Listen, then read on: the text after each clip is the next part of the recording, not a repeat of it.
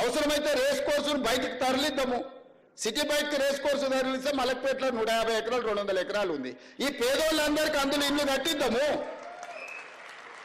అంబర్పేటలో ఉన్న పోలీస్ అకాడమీని ఊరు బయటకు తరలిద్దాము. 200 ఎకరాలు ఉంది అంబర్పేటలో.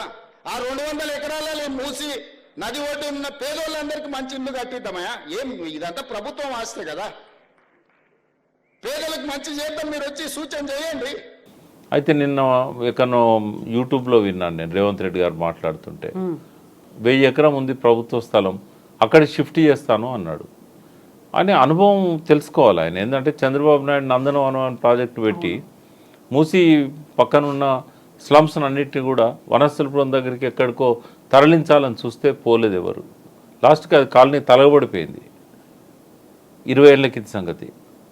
ఈ ప్రయత్నం ఆయన గురువు గారు చేశారు, సాధ్యం కాలే. ఎందుకు కాలేదంటే వీళ్ళంతా ఎక్కడెక్కడి నుంచో వచ్చి రిహాబిలిటేట్ అయిన వాళ్ళు, ఇక్కడ ఏంటంటే బస్తీలలో సెటిల్ అయిన వాళ్ళు, వీళ్ళు ఇక్కడనే జీవనోపాధి ఏర్పాటు చేసుకున్నారు. వాళ్ళ పిల్లలు అక్కడ దగ్గరలో ఉన్న ప్రభుత్వ స్కూళ్ళలో చదువుతూ ఉంటారు. చుట్టూ ఒక ఎన్విరాన్మెంట్ క్రియేట్ చేసుకున్నారు. అనుబంధాలు, బంధాలు, బంధుత్వాలు, బతుకు తెరువు, ఎమోషన్స్ ఇవన్నీ ఉంటాయి. వాళ్ళని తీసుకుపోయి 10 కిలోమీటర్లు 20 కిలోమీటర్లు అంటే అక్కడ మిమ్మల్ని పడేస్తానంటే వాళ్ళు ఏం తిని బతకాలి, ఏం చేసి బతకాలి? వాళ్ళు వదులుకుంటారా? ఇవన్నీ ప్రాక్టికల్గా ఏం చేయాలన్నది ఆలోచించాలి. అందుకే చాలాసార్లు చెప్పాను, రేవంత్ రెడ్డి దగ్గర థింక్ ట్యాంక్ లేదు, ఇష్టం వచ్చినట్టు చేస్తున్నాడు, ఆయనకు తెలియదు, ఎవరు చెప్పేవాడు లేడు అని.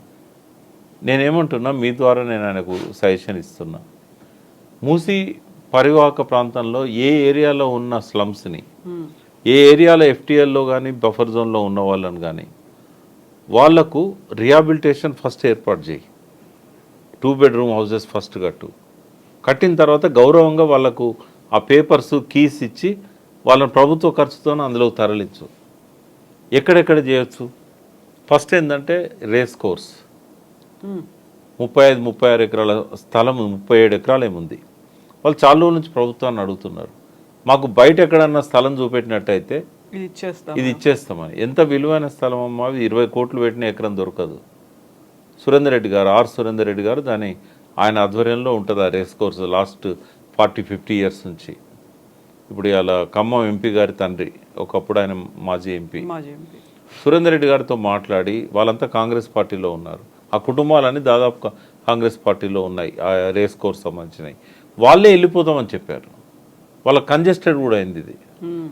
కాబట్టి ఆ రేస్ కోర్సును షిఫ్ట్ చేస్తే 36 ఎకరాలు వస్తుంది. తర్వాత గోషామాల్ స్టేడియం, ఇప్పుడు అక్కడ ఏం ఆడతలేం కదా. గోషామాల్ స్టేడియంలో ఎవరేం ఆడతలేరు. గోషామాల్ స్టేడియం మొత్తాన్ని కూడా రిహాబిలిటేషన్ వాడచ్చు.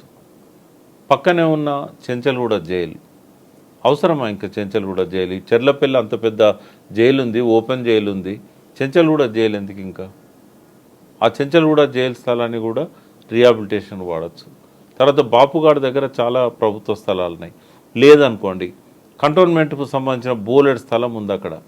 ఏది ఆడ ఉన్న వాళ్ళ సైనికుల కంటే కూడా, వాళ్ళ అవసరాల కంటే కూడా 100 ఎకరాలు మేడిపట్నం దగ్గర కానీ, లంగరౌజ్ దగ్గర కానీ, కంటోన్మెంట్ అక్కడే కాకుండా ఇక్కడ కూడా వాళ్ళ స్థలాలు ఉన్నాయి.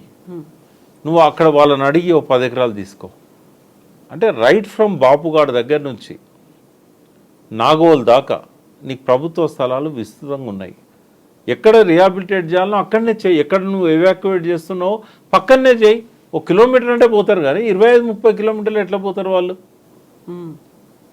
తర్వాత ఈ రోజు వాళ్ళను గుడిసెల నుంచి ఖాళీ చేయించాల్సిన అవసరం ఏంది?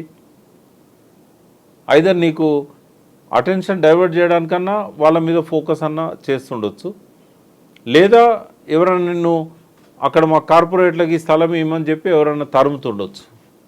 వరల్డ్ బ్యాంక్ ఏమన్నా నీకు వాళ్ళందరిని ఎవాక్యువేట్ చేస్తే లోన్ ఇస్తానని చెప్పిందా? సో ఒక ముఖ్యమంత్రి ప్రజల యొక్క ప్రయోజనాలు, సంక్షేమం చూడాల్సిన మనిషి సుందరీకరణ కోసం ప్రజలను ఆగం చేయడం కానీ, గోసపెట్టుకోవడం కానీ కరెక్ట్ కాదు.